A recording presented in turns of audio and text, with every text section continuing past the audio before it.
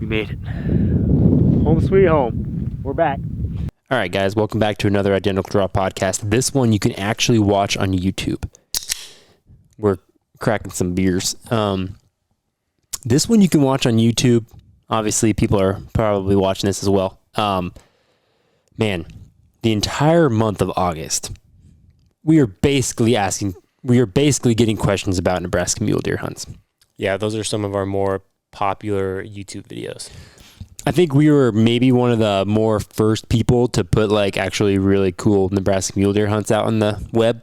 And so I feel like we just get a lot of questions. So we're going to film it so that we can overlay some footage so you guys can see some of our mistakes, some of our successes.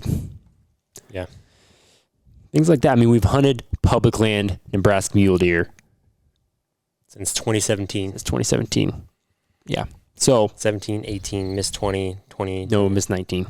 Oh, missed 19, 20, 21. I have not seen a deer today. The hell were we doing in 19? Fifth year. Just spoiler alert, we've never killed a muley out there. But we have, we've sent. Okay, we need to get into this. We've sent mini arrows. So that just, probably shouldn't have started with that, but. Yep. All right, so how do you want to? We need to thank our partner at Vortex. Do you want to start that off? By the way, if you ever wonder how these things go, this is how many notes I have. I just showed the camera like 4 bullet points. Yeah, Vortex, we're super stoked because next week we're going out there to the headquarters, and we're going to shoot some of our muzzleloaders, kind of get those down pat. Maybe. I've been searching high and low for ammo. Did you get my email? I did.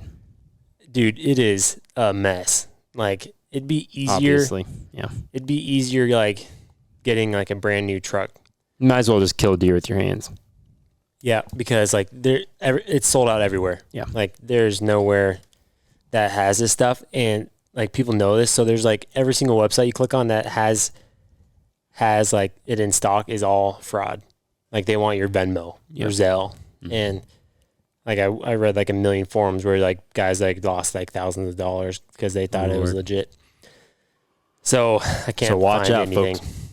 So I guess we'll be heading out to headquarters regardless. Yep. I'm hoping that they have some stockpile of some stuff that we could use and then pay it forward. And when stuff does come back, and like I can get things, but like not by next week. But I can't find primers anywhere. Oh no! Can't find primers. I can get some powder, but yeah. So if you have a hot tip on, you gotta. If you've got a local primer dealer that also sells some powder. You've got a black market dealer. So we've shot muzzleloaders, but we've never like really hunted with muzzleloaders. So I mean, they're still a pretty new thing to us. So that's why we're going to go out to Vortex. Obviously, those guys are experts. So we're just going to make sure we got everything honed in for this season. We've got a new hunter hunt for sure in December with muzzleloaders, and then we're thinking about we're going to pick up a muzzleloader hunt for one of us, and a rifle hunt. So like we're going to be picking up the guns this year, which is fun. Yeah. Again, if you need optics, this code is like not. We don't push it on our Instagram or anything, but you can go to .com and use for 10% off any of your optic orders, and of course. That's why you don't drink on a podcast. And of course, you've got your Vortex Wear ID 20 for 20% off of that stuff. So let's get into it. Great.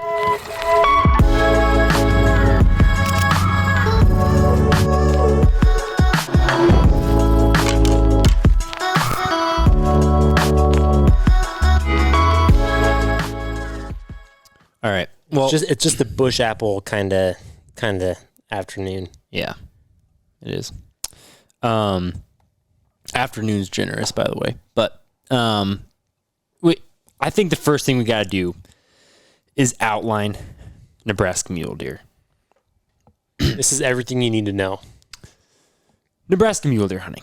We're giving away our hot tips. It's an over-the-counter tag. It's a cheap non-resident over-the-counter tag. Tom, what can you get a non-resident mule deer tag for? I don't know, Nate. Maybe $300. Yeah, I think it's 287. Yeah, 285. Are they making changes to that though? Or they're limiting it to 1 deer, right? They're limiting numbers. But yeah, that is, I mean, unbelievably cheap Yeah, it should be at least double. for like a Nebraska mule deer, which is like a mule deer are like prized in Nebraska. I feel like because you can only find them in a portion of the state, and it's like it's your basically. I mean, I feel like it's your first Western state. I mean, you can get them in South Dakota as well, but I feel like it's that first kind of. It's the most The South Dakota is not OTC. right. So it's like people, your people first catch one. that itch right about now, and they're like, "Where can I hunt muleys over the counter?"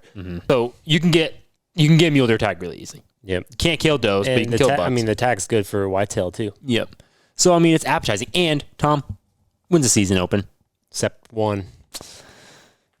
How many other states are open September 1? Not many. Like that's one of the things. Everybody's like, why? How is it Yeah. blown up? Why is it so popular? It's like one of the first. It's like one of the first yeah. open states. We need to adopt what South Dakota's doing. The residents get their chance September 1, but then the residents or the non-res have to wait till October 1st. Yep. Which I don't know. Like, I guess I've gone back and forth because then you have a bunch of non-residents in your state in October. But if you filled your tag, who gives? Yeah. So basically, that's right now. Anything else that you need to? That's basically opener September 1 over the counter tag. So it's widely available. A lot of people can do it. As far as amount of public land, Not overwhelming amount. it's not like a Western state. I mean, it's far from a Colorado. It's far from South Dakota. You just get like there's a handful like pretty large chunks, but like they're not like everywhere. I don't Like, think- you can drive hours in Do we Nebraska mind? and not Do we hit care public. if we say those chunks? Because people know. No, we're not going to say those chunks. But I mean, we're hunting sandhills. Us. I mean, there's still. I mean, but that range is gigantic. The sandhills is basically the entire hat from central Nebraska west. You get into some like more hilly country, but I mean, a lot of it is sandhills. You get into like far northwest, and you get like some Pine Ridge, like pine stuff. The closer you get to Colorado, it gets a little more hilly, I'd say. But a lot of it is sandhill kind of country with Pretty flat. basically zero country or zero cover. Like the trees and stuff. Trees, it's just thin. So a lot of just glassing country. But yeah, that's basically what you got. It's like you can drive hours. I feel like in western Nebraska to be able to have to get to the next chunk of public. Like it's not. Yeah. That's what, I mean, It's not everywhere. not to jump ahead, but we had to do that in 21. Correct. And we drove like an hour and a half to get to like some other chunks. And then we drove from there another hour and a half. So that's your public land option. Yeah, I mean, some of those chunks we hunt are, I mean, over 100,000 acres, a lot of them, like just a single chunk. There's road access everywhere. So the thought of like, getting away from guys, like, not really. Mm-hmm. Everywhere you go is like a half mile to a mile from a road that you can, every Tom, Dick, and Harry can go to. So it's like, not really a thing. Private land. We get a lot of questions like if I spend some time out there trying to get private land.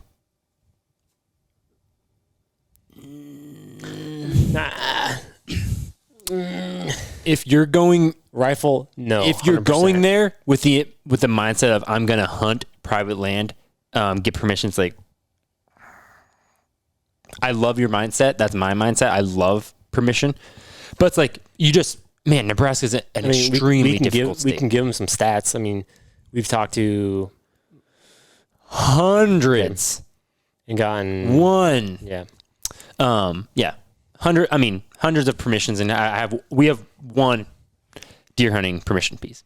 It all comes back to like if you're willing to pay, then Yeah. you can find Sure, places there's a spot. 100%. Sure. Yeah, if you want to pay an outfitter $2,000 to $3,000 or whatever, go ahead. Yeah, that's always an option. But yeah, getting private permission is tough out there. That's just a matter of fact. I mean, everything's leased, everything's hunted from our perspective pretty heavily. Yeah.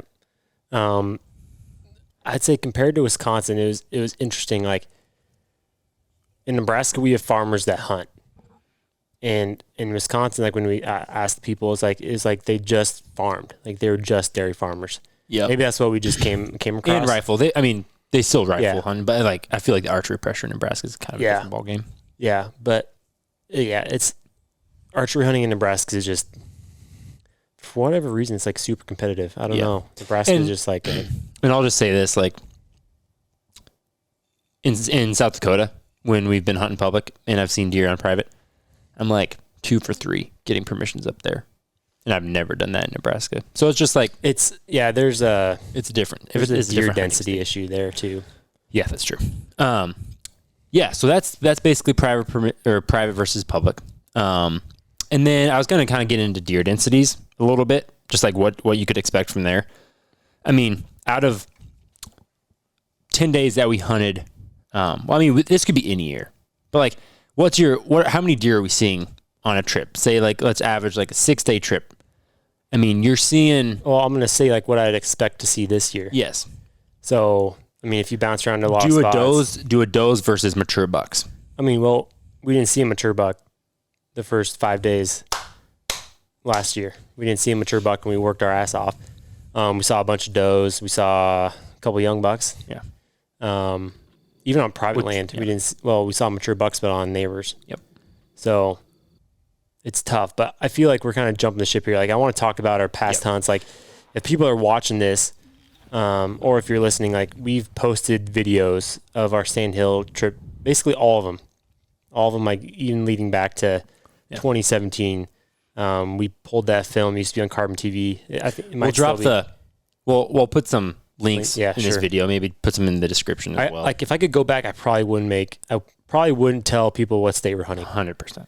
Because I think while we haven't like led to a huge increase of hunting, like we've probably gotten like a few more dudes out there. And like where our videos aren't doing 100,000 views, but no,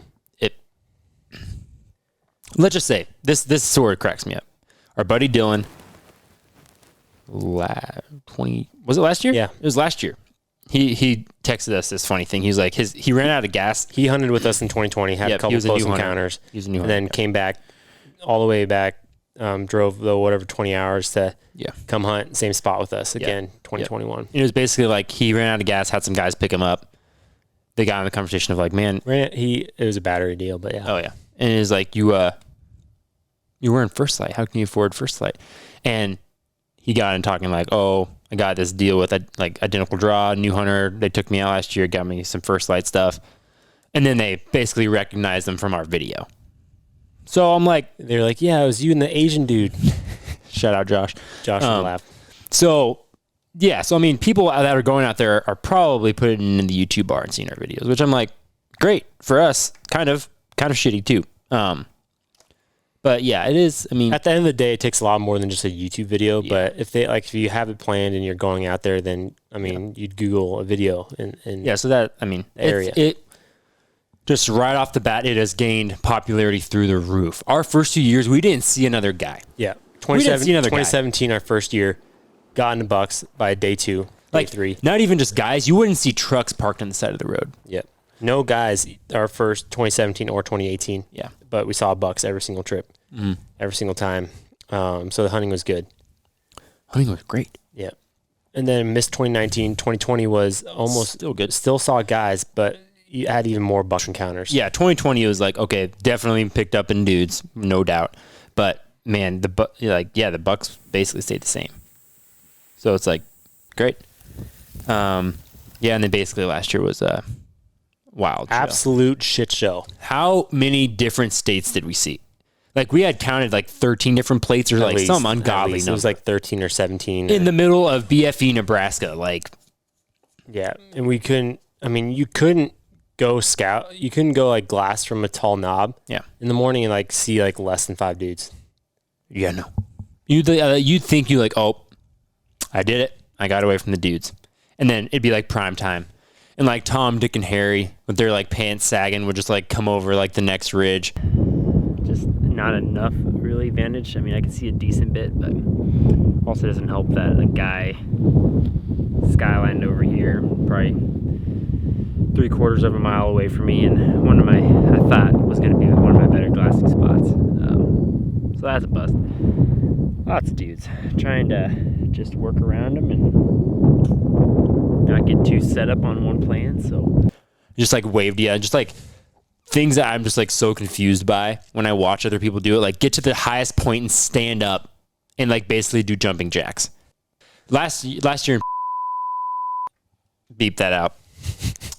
Last year we were hunting. Now I have to remember it. 15 minutes. Okay. I just blurted out a place that you guys shouldn't know. I had gotten this. I got permission, like I like to do, to not hunt their place. You got an easement. Yes. I had permission to basically drive through this people's property. I got permission to go through this ground, to basically just like hit up the backside of this public portion that I'm like, ooh, this is finally a piece that you'd have to walk a couple miles to get back there. Like that's going to cut some people out. So I'm just like going to have like a 3-minute drive to the back of this piece and I'll be like, I'm sitting good. Get back there immediately. I see some does feeding. I'm like, and this was after already like 4 days of hunting and not seeing deer, basically just seeing dudes.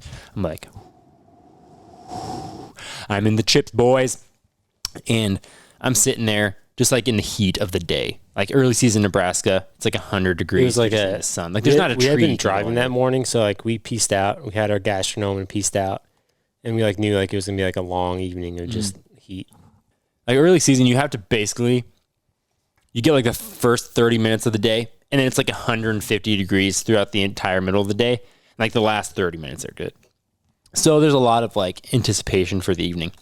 But we just go out there because, I mean, you can't kill them at the truck. You just got to sit out and wait and hope. You never know when a buck might stand up midday, reposition, and get a shot, or you get a look at him. So basically, yeah, I was in this back section, and it's prime time. Like, the sun's starting to get low, and I'm like, okay, I'm going to start to see a deer. And sure enough, these dudes just come around this corner. They're like a mile out. So I'm like, I'm not that worried yet. Maybe even further than that. Like, I'm not that worried. Hopefully they'll just stay there, post up for the evening.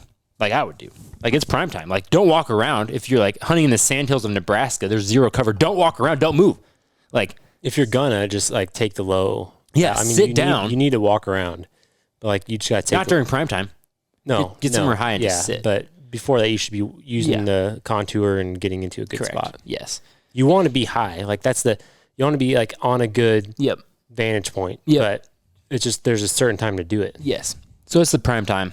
And this dude, I kid you not, like, it's like he like wanted to like come hang out.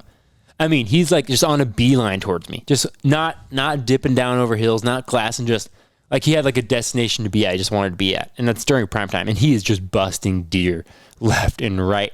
He can't see him because he's not paying any attention. But I mean, I was so confused by the hunting tactics. And deer are just busting out the side. Some young bucks, tons of does.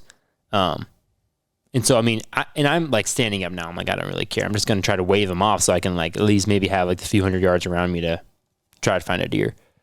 And I mean, he never sees me. And he's like, I mean, I'm like, if you are in the hunt mindset where you can't see a dude standing up, like waving his arms at you from a few hundred yards, I'm like, yeah, I think you're going to have a hard time.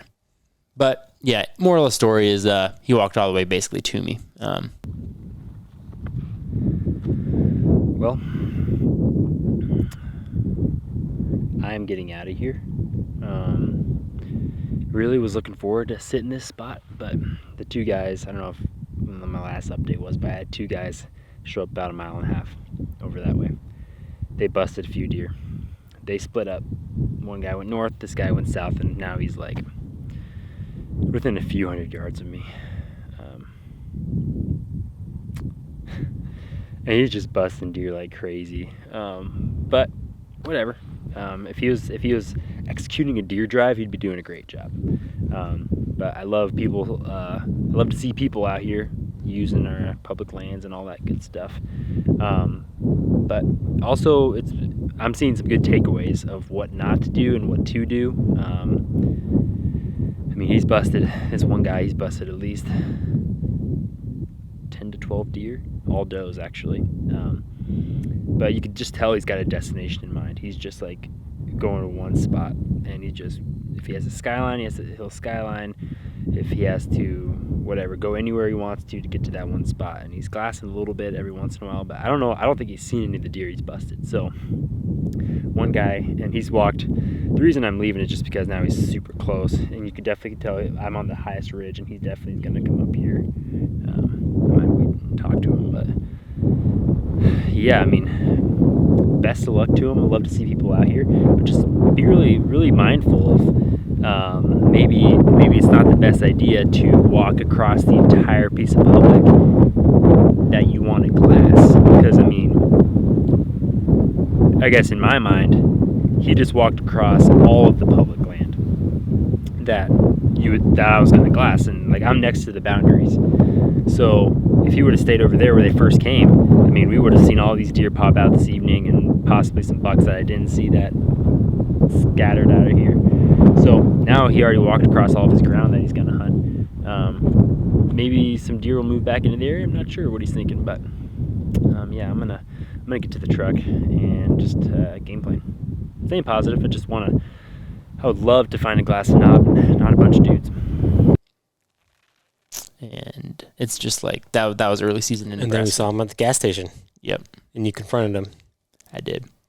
What'd you say? I was nice. I just was like, hey, saw you there. Did you see anything like else in that area? And I was like, I told him straight up. I was like, when you were walking across, there were a bunch of deer busting out and stuff. I wasn't like, do you know how to hunt mule deer? I was just like, yeah, there are a bunch of deer busting out. That's just what you say to me.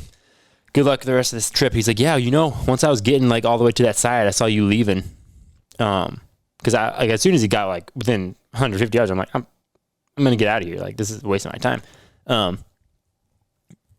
And he's like, yeah, there's a buck that bumped up right like within 100 yards of you, or something. I'm like, yeah, that's fun. Thanks for telling me. Like in my mind, I'm just like, if you hadn't have been there, that dude probably would have stood up, and I would have been in the chips. But man, that was just a lot of our struggles in Nebraska last year. Just couldn't get away from people that and like suck at hunting. We don't want this to be like a woe is me like podcast / video. If you're a great hunter, like you'll find deer. Pop around to spots. Like a good hunter knows like the amount of pressure that should be in an area. Have a ton of time. Yeah. I just don't think you could do this hunt. I don't think you could. Okay, I know luck happens, but I just don't think you could be successful in this hunt with 3 or 4 days. Just because I feel like you have to have 10 different places you need like expect drive time. Oh, and expect like crossing off the first 5 spots you go to like pretty quickly, I would say. Hunt a smart time of the year.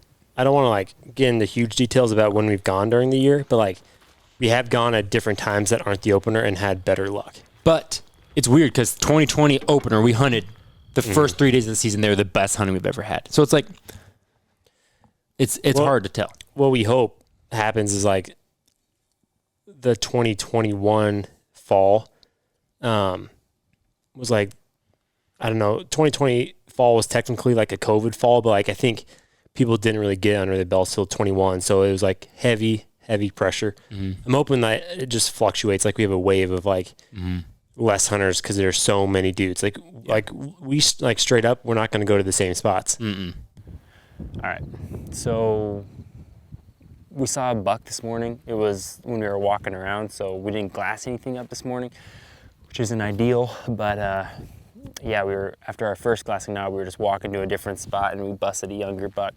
Couldn't get eyes on him again, and then we saw 2 guys over this way, kind of in our really good spot, which, whatever, they're wearing first light, they're cool.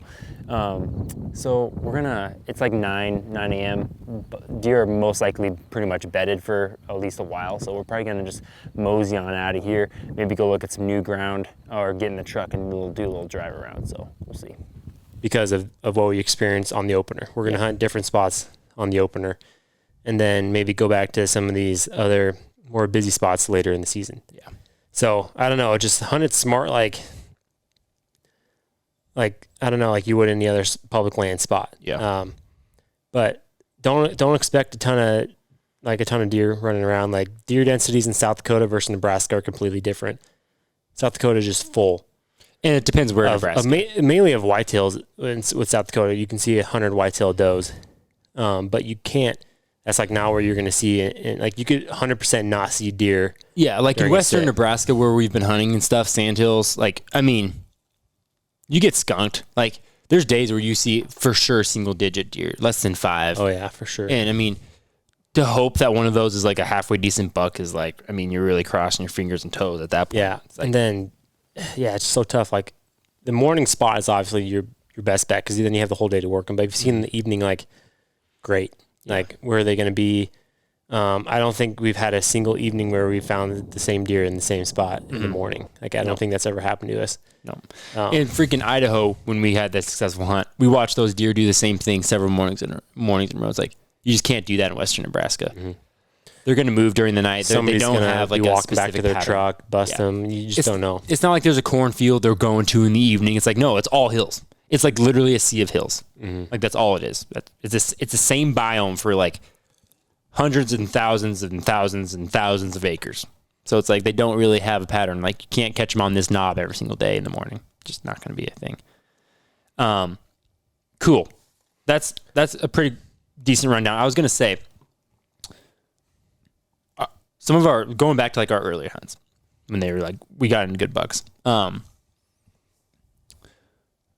Some of our earliest mistakes was thinking. I actually saw YouTube. We should have short of killed bucks. Like we 100% God. screwed up big time the first 2 years. this. If we could redo 17, 18, and 20, like 20, we didn't mess up. It was just we were with new hunters. correct. So I mean, yeah. I mean, it was just a lack of 2020 like was our year. Like we had learned from our mistakes and we could have killed deer on 2020 yeah, multiple times. yeah.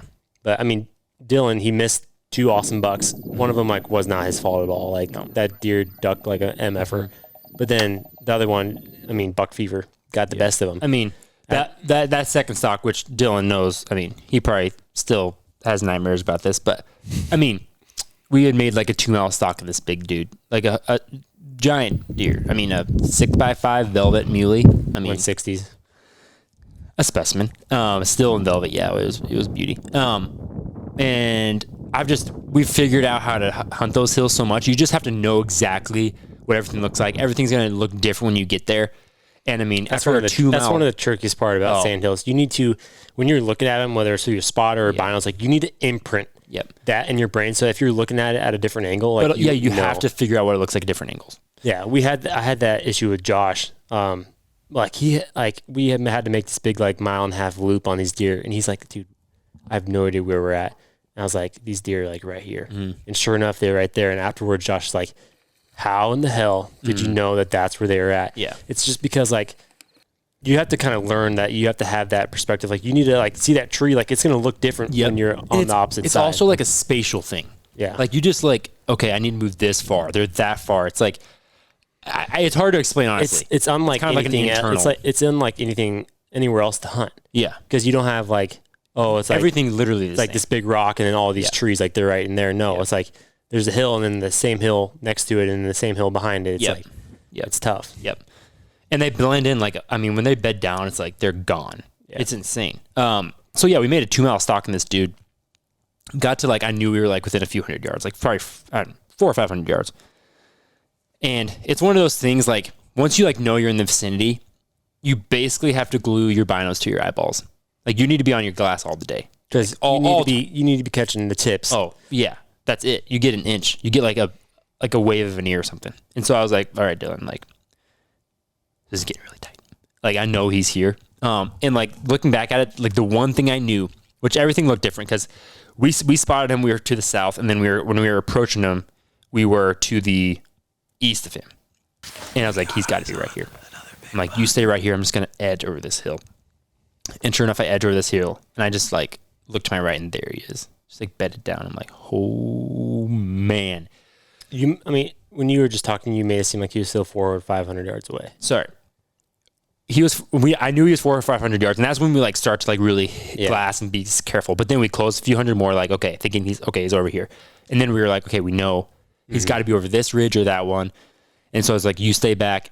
I'm just gonna like peek over, and it's got to be like so unbelievably slow, and you have to scan the whole area. Like when me and Tom are like hunting together, we'll like I'll take this left section, you take this right section, just like literally every few inches you move, you have to like hit the binos again. And just like every step changes the entire perspective. Sure enough, he was there at like 40. Like immediate. And I drop back, come around the side. I get Dylan. I mean, I ranged him at like 37, which is insane for Western like muleys out there. Because really, you should expect. I mean, getting within 50 is like. I mean, that's tight to those suckers. But with just how the hills lay, and like we've hunted them where they're literally on a perfect spot of the hill with like based on the wind direction. Like you literally can't approach them. I think 2018. They're so smart. Their bedding spot is so dialed that you literally can't approach them without them seeing you. And then the night ends. You have to go to camp. Yeah. Yeah, and then start over. Just reset. Yeah, but basically 37 yards just over the back. That one hurt so bad for me and him. Like we put so much effort. That was in. the last day. And I mean it's still a 37-yard shot, but it's a chip shot. I mean, he was quartering away. Dylan's an amazing great shot. Yeah, he was quartering away, like barely ducked. I'm like, I mean, if you put it hard lungs, and he's done. But yeah, those are just things like if you are going out on these hunt, like say for your first year, even your first few years, man, you're gonna screw up on stuff like that. No doubt, just because it's hard. Gosh, 2017, we still will screw 2017, I had that giant buck right below me, 10 yards, and I just needed to be patient. Yeah. I needed to stay on the backside of the hill, wait for him to stand up, done. See, that's one thing we've learned. I'd watch too much outdoor TV. See, we used to try to bump them out of their bed, thinking, oh, you'll bump them and then bap, bap, and then they'll just turn like broadside 50 yards. Not the case, guys. If they get out of bed and they see you, they are gone. Like they're just gone. Like there's Every zero single hesitation. time we've done it, they're Don't think mile that they'll back. stop for you. They zero stop. They're just hustling. They're just gone. With Dylan, with the stock we were just talking about, we were at 37 yards. Our wind was perfect. We were we were having a discussion. We were like, me and Dylan were talking like, you want to shoot him in the bed? Because he was kind of in a way like you might be able to slip one in. But Dylan was like, nope, I'm going to wait for him to stand. Super mature call, Dill. Love that. And yeah, that's what you need to do. Because within a few hours, they will stand up. Like, no doubt. It's too hot out there. They'll reposition or do something. And literally, I kid you not, within like the first 60 seconds, he had already stood up. And we were like, oh my God, he's up. But yeah, just like hunker down. Like, don't be rushed. Like, when you have a big buck super close, you're like, you want to just make it happen. But dude, hunker down and just wait for that sucker to stand up and just have the easiest shot of your life. Close. Cue the 605 footage. That's the buck we named out there. T-Bone was just coming over the hill, full draw at him. I mean, he was at the closest I've ever been to in the live mule within deer. 10 yards. Yeah. I'm like, if you sit, your wind was good. You sit on that hill, wait for that joker to stand up. He's probably got to face away. And I mean, you've got a freaking chip shot. Just like we didn't know. We were like, oh, we've watched a bunch of outdoor channel shows. Usually these deer just trot off and like look at you, get another shot. Yeah. We should have killed bucks multiple times in 2017, but we didn't know what we were doing yet. And that's just part of the learning curve. We can say the same thing with whitetail. We can say the same thing with elk. Like it's just part of the nice thing about this ground is if you have an opportunity and it doesn't work out, hustle your butt to the tallest hill in the area. Because most likely you'll be able to see those deer trot off because like they have to become in sight. Like if they start covering country. And man, that first trip, we got like 3 stalks in one day because we just like kept following them. And there's so much public, that big chunk. It's like you can just keep following them until it's like you kill them. Yeah. So yeah, we had so many encounters that first year. That second year, 2018, no joke, found the same exact deer. We just knew because he just the way he was the same. And man, this was I had the tag in my pocket and I made this crucial mistake. I got within 50 and I found another buck by him and I was like trying to figure out which buck I wanted to take. Like that kind of decision, that stuff can't happen. It needs to be instantaneous. If you get in range and you have a shot, it needs to be taken advantage of. Sure enough, I think it was a wind swirl because they both of them got on top of this hill. The footage is pretty nasty that Thomas was taking. It looks like I'm like 10 yards from him, and they're like looking in my direction. They couldn't see me. Well, you're 40 from 605. I was 50. Oh, okay. I ran maybe 48 or something. But he was bedded. I don't know if I could have gotten a shot there, but again, and the wind was just, if the wind would have been good, maybe I just hunker down and wait. But sure enough, they go on the top and they can't really see me, but I try to draw and boom, gone.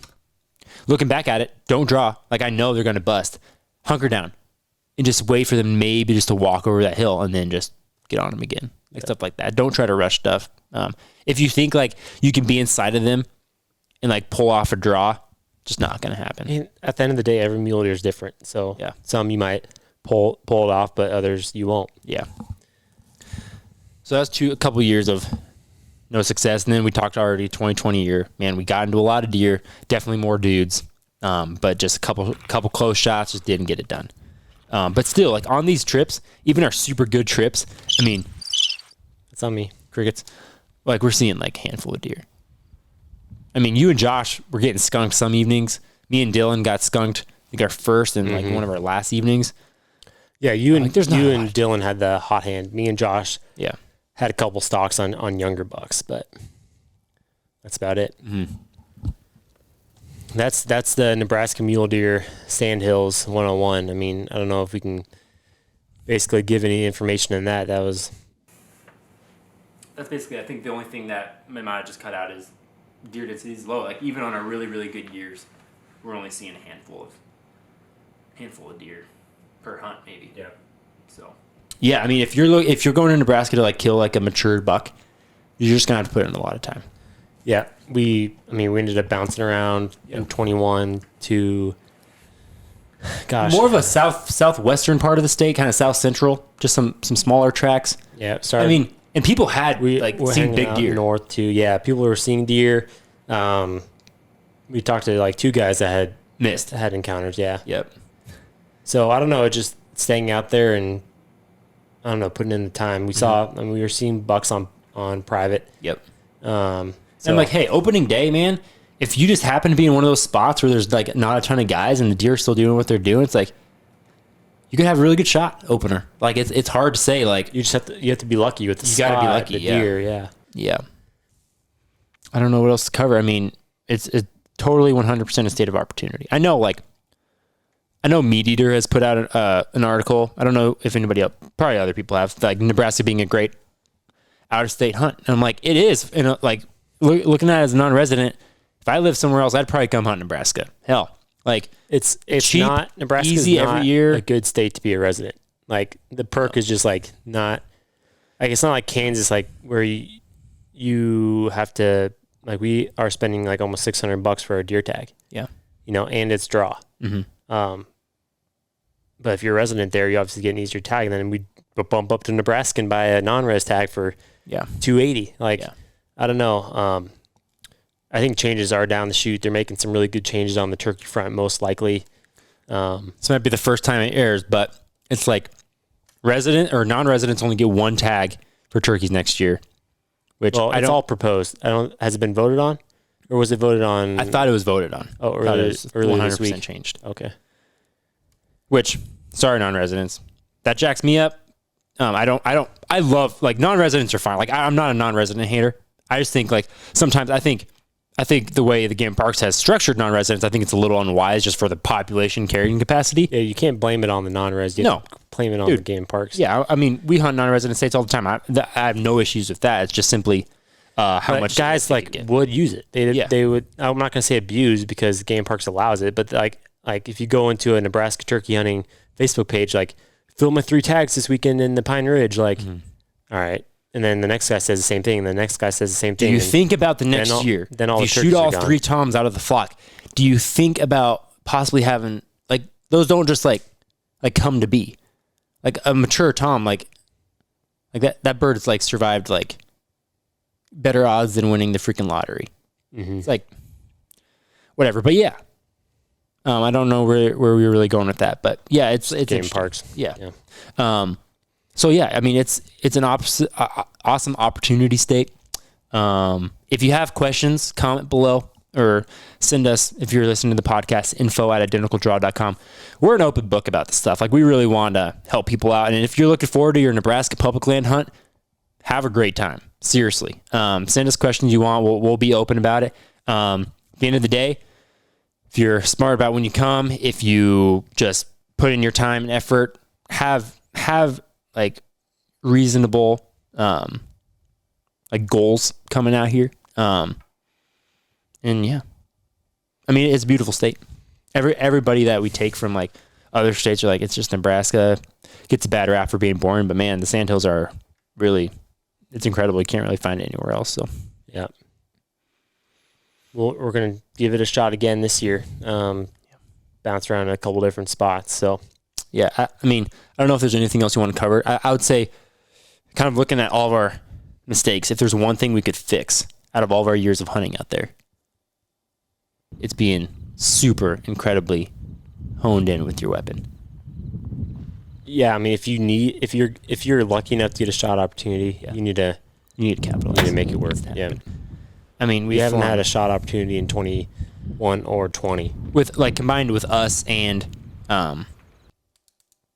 like new hunters. I mean, there's been 5-6 arrows flung with 0 deer. I mean, it's hard. Like a lot of the times they're going to be at further distances and stuff, but like 20 mile an hour wind at least every day. That's something that we should talk about. Kind of the weather systems out there. Super hot during the middle of the day. Nights can cool off. Windy as heck. Like some days you're like, can I even shoot? We practice. Like some days literally get up 25, 30. Like 20 is an average. Like if it's below 20, that's low wind out there. Yeah, and it's like you're not so much worried about, like you are worried about your arrow flight, but it's like it's hard to stabilize your bow. Yeah, when it's that windy. What we do like midday, if we're not out hunting, it's like we'll take the target and put it out like 10 yards. Like literally, like, can you hit this target with the wind right now at 10 yards? Like staying low and stuff. I mean, it's hard. Yeah. So that's definitely something to consider. Good luck to everybody. Watch out for rattlesnakes in certain parts of the state. Rattlers are thick. The fall's almost here. We're going to be hunting in less than a month, so. Super jacked up. And hey, if you do this hunt, we'd love to hear about it. It's one of our all-time favorites. Love to know what your experience was like hunting muleys or whitetail in Nebraska as a non-resident, resident, anything like that. We love hearing about people in our state. So, yeah, I think that's basically everything that I feel like we need to cover and get questions about. So, yeah. All right. Thanks, guys. Yep.